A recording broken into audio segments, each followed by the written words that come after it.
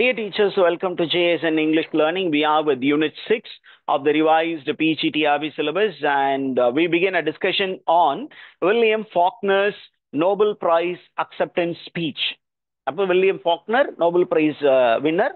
அவர் அந்த Nobel price வந்து accept பண்ணி ஒரு ஸ்பீச் எல்லாருமே டெலிவர் பண்ணணும். அப்போ இவரும் அந்த நோபல் பிரைஸ் வாங்கின போது அவருக்கு அறிவிக்கப்பட்டது ஒரு வருடமாக இருக்கும். இவர் இந்த ஸ்பீச்சை கொடுத்தது ஒரு லேட்டர் டைம் பீரியட். அப்போ அந்த ஸ்பீச்சில் அவர் என்ன விஷயம்லாம் பேசினாரு அப்படிங்கிறது தான் நமக்கு ஒரு ஸ்பீச்சாக நமக்கு கொடுக்கப்பட்டிருக்கு.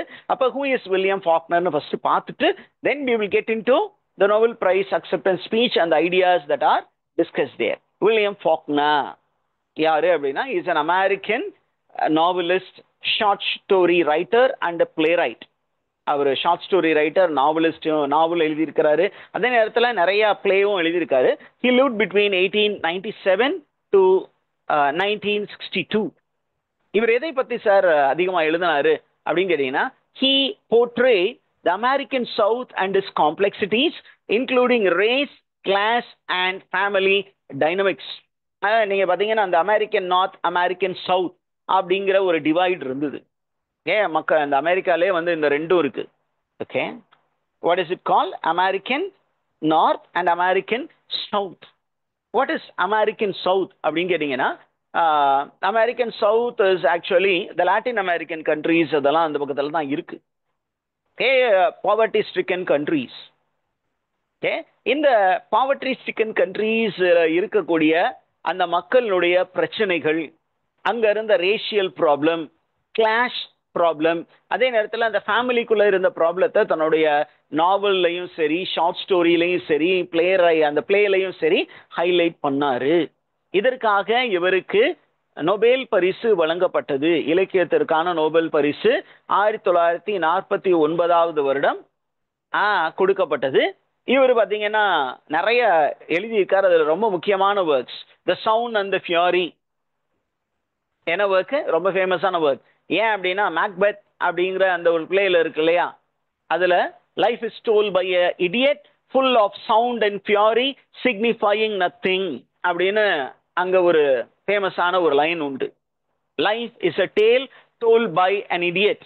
யார் சொன்னது அங்கே மேக்பெத் அப்படிங்கிற பிளேயில்? whose utterance was that?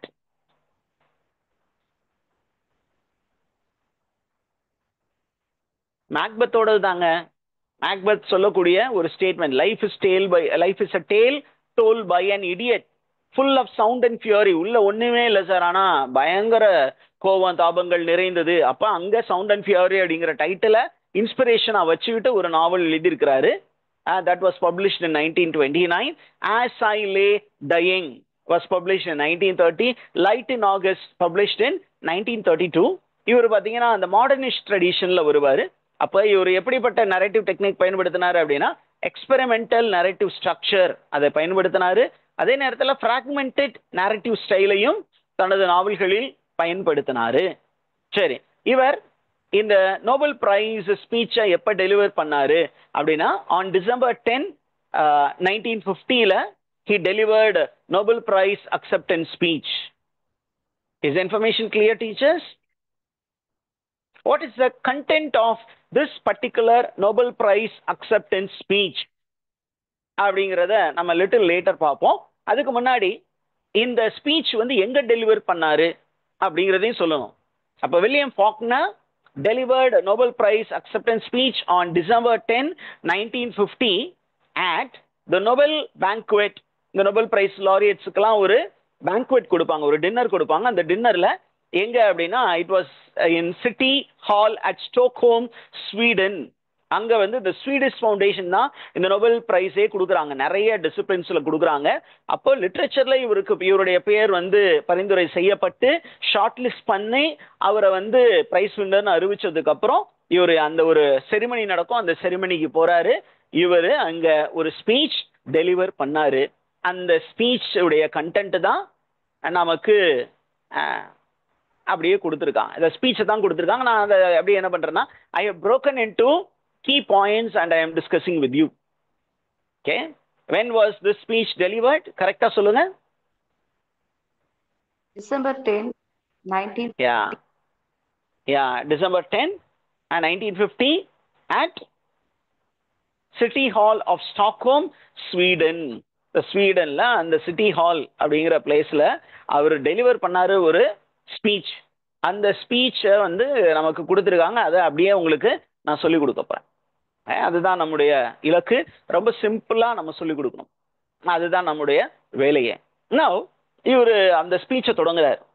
Okay, December 10, 1950 ஸ்டாக்ஹோம்ல okay Nobel banquet hall in city hall of Stockholm, ஸ்வீடன்ல நம்மால வந்து பேச சொல்றாங்க. இவர் ஸ்டேஜுக்கு போறாரு. எல்லாரும் கை தட்டுறாங்க. கை தட்டினோன்னே நம்மால அப்படியே தெளிவா சொல்றாரு, my dear ladies and gentlemen, இந்த பிரைஸ் ஓகே இது ஒரு இண்டிவிஜுவலுக்கான பிரைஸ் கிடையாது. இது வில்லியம் ஃபாக்னருக்கு அப்படிங்கிற ஒரு தனி மனிதனுக்கு கொடுக்கப்பட்ட பிரைஸ் அல்ல. ஆனால் இது யாருக்காக கொடுக்கப்பட்டது அப்படின்னா, இந்த வில்லியம் ஃபாக்னர் என்ற ஒரு எழுத்தாளன் இருக்கான் இல்லையா, அவன் எழுதிய எல்லா புத்தகங்களையும் ஆய்வு செய்து அதுல என்ன மாதிரி ஐடியாஸ் இருக்கு அப்படின்னு அந்த ஐடியாஸுக்காக அந்த முழு புத்தக தொகுப்பிற்காக கொடுக்கப்பட்ட பரிசு. இது நான் உரிமை கொண்டாட முடியாது, ஒரு தனிநபராக உரிமை கொண்டாட முடியாது.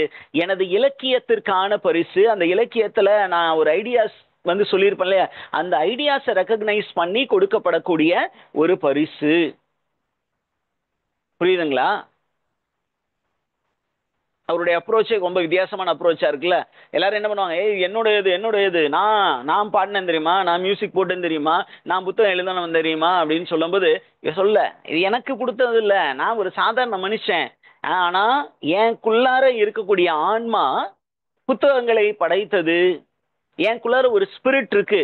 அந்த ஸ்பிரிட் வந்து இந்த உலகத்துல எல்லாரும் நல்லா இருக்கணும்னு நினைச்சு ஒரு கஷ்டத்துல இருக்கிற மக்களை வந்து உயர்த்தணும், இந்த மனித குலத்தை உயர்த்த வேண்டும் நினைத்து இந்த புத்தகங்களை என் வழியாக கொண்டு வந்தது. அந்த புத்தகங்களுக்கான மதிப்பு தான் இந்த பிரைஸ் அப்படின்னு சொல்றார்.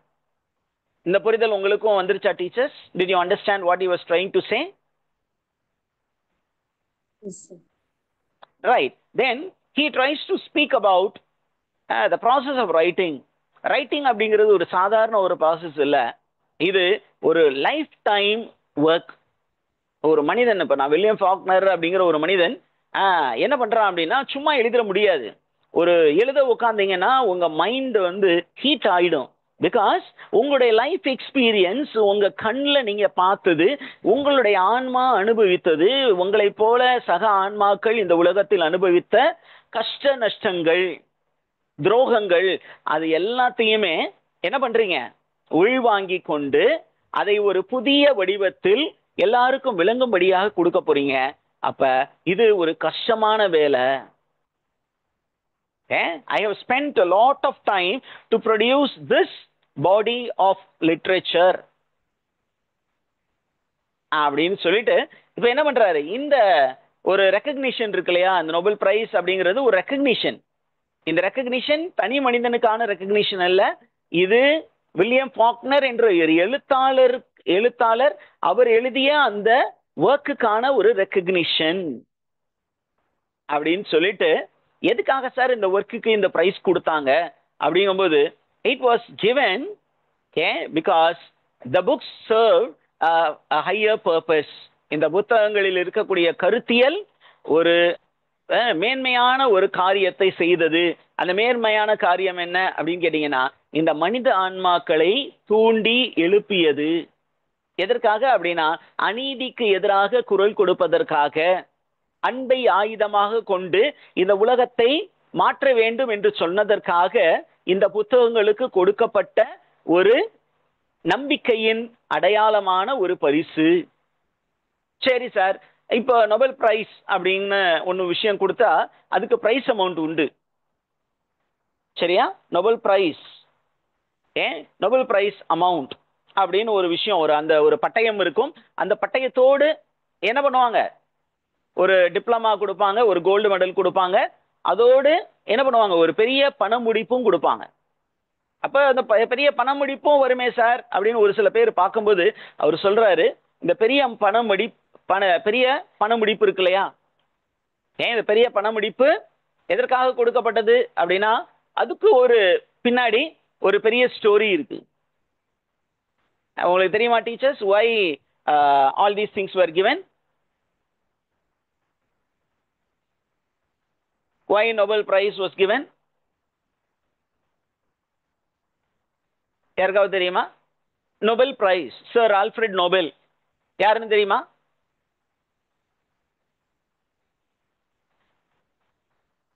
சயின்டிஸ்ட்.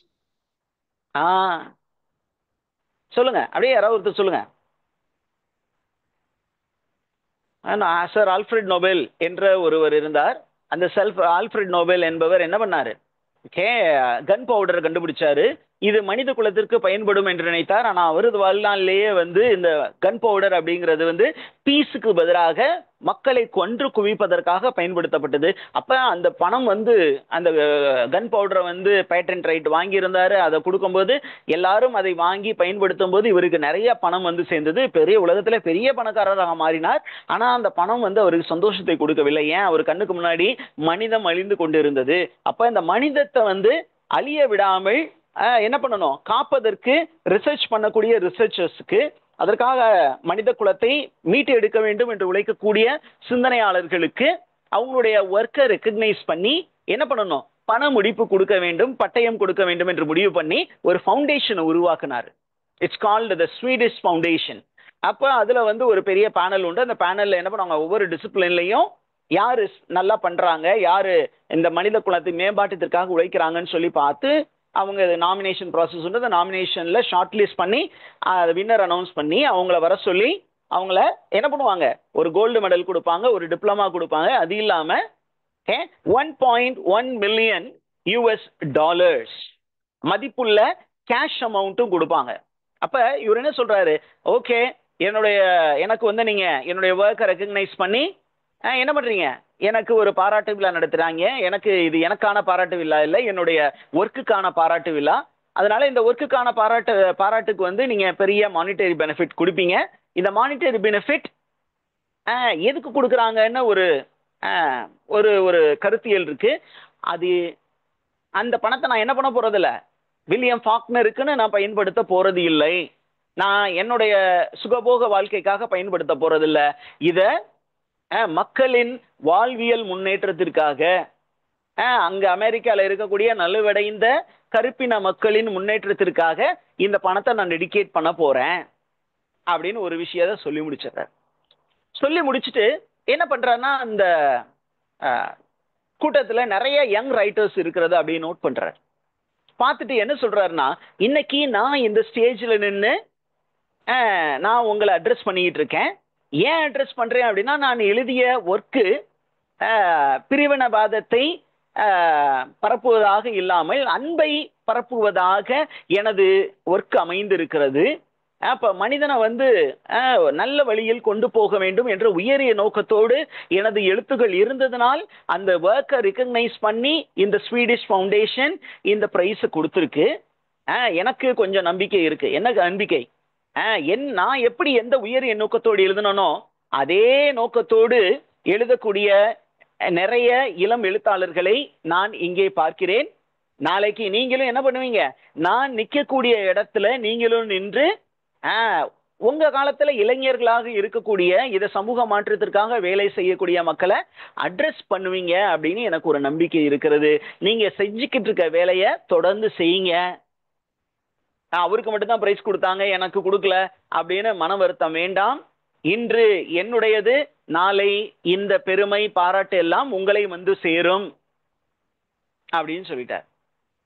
அப்படி சொல்லி முடிச்சுட்டு அப்படியே இவர் இந்த நிகழ்கால பிரச்சனைக்கு வர்றாரு. என்ன அப்படின்னா, இன்னைக்கு இந்த உலகத்துல ஒரு பெரிய பிரச்சனை இருக்கு சார்.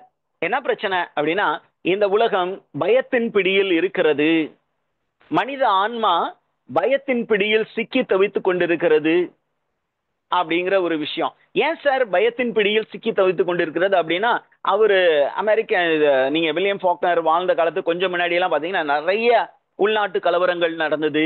அதே நேரத்துல நாடுகளுக்கு இடையே போர்கள் அப்படின்னு வரும்போது எல்லா பக்கமும் சண்டை நடக்கும் பொழுது இந்த ஆன்மாவுக்கு ஒரு பயம் வந்துருச்சு. என்ன? நாம் அழிக்கப்படுவோமோ, இந்த உடல் அழிந்து போகுமோ? உடல் அழிந்து போச்சுன்னா ஆன்மா வந்து எப்படி பேச முடியும்? எப்படி வந்து அது வந்து நல்ல செயல்கள் செய்ய முடியும்? ஆன்மா தனியாக எதையும் செய்ய முடியாது, அதற்கு ஒரு உடல் தேவை. அப்ப ஒரு பயங்கரமான ஒரு பயம் மனித இனத்தை தொற்றிக் கொண்டது. என்ன? Physical annihilation. Physical annihilation, annihilation and distraction. இந்த உலகமே கம்ப்ளீட்டா அழிஞ்சு போயிருமோ அப்படின்னு ஒரு பயம் என்ன இந்த எல்லாரையும் தொற்றி கொண்டு இருக்கிறது. இந்த பயத்திலிருந்து மனித இனத்தை மீட்டு எடுக்க வேண்டிய வேலை யாருடையது? ஒரு எழுத்தாளனுடையது. அப்ப that is a duty of a writer. Is the idea clear, teachers? நம்மை சுற்றி எல்லா இடங்களும் பாத்தீங்கன்னா போர் அப்படின்னு. இப்பயுமே காஷ்மீர்ல பயங்கர பதட்டம் இருக்குன்னு வச்சுக்கோங்களேன். பாகிஸ்தான் குண்டு போடுமா இல்ல நம்ம ஆளுங்க குண்டு போடுவாங்களா? அப்ப குண்டு போட்டா இது வந்து உலக போர் அளவுக்கு போயிருமா? அப்ப எல்லாருமே செத்து போயிருவோமா? கொரோனா ஒரு பக்கம் பரவிக்கிட்டு இருக்குங்கிறாங்களே, நிறைய பேர் கொரோனா பரவுதுங்கிறாங்க. ஐயோ நம்ம செத்துருவோமோ அப்படின்னு ஒரு பயம் இருக்கிறது. நம்ம பக்கத்துல இருக்கோம்னா வந்து நம்ம நண்பனா பார்க்காம இவன் வந்து எப்ப நம்மளை வந்து மேல பாஞ்சு கடிச்சு குறவளைய குதறா போறான்னு தெரியலையே அப்படின்னு பக்கத்துல இருக்கவன பார்த்து பயப்படக்கூடிய ஒரு சூழ்நிலை உருவாக்கி இருக்கிறது. இந்த சூழ்நிலையிலிருந்து மக்களை மீட்டெடுக்க வேண்டிய வேலை யாருடைய வேலை? யாருடைய வேலை டீச்சர்ஸ்? ரைட்டர்ஸ் உடைய ஒர்க். Okay right. இதோட இங்க ஸ்டாப் பண்ணிட்டு we will get back after 5 minutes.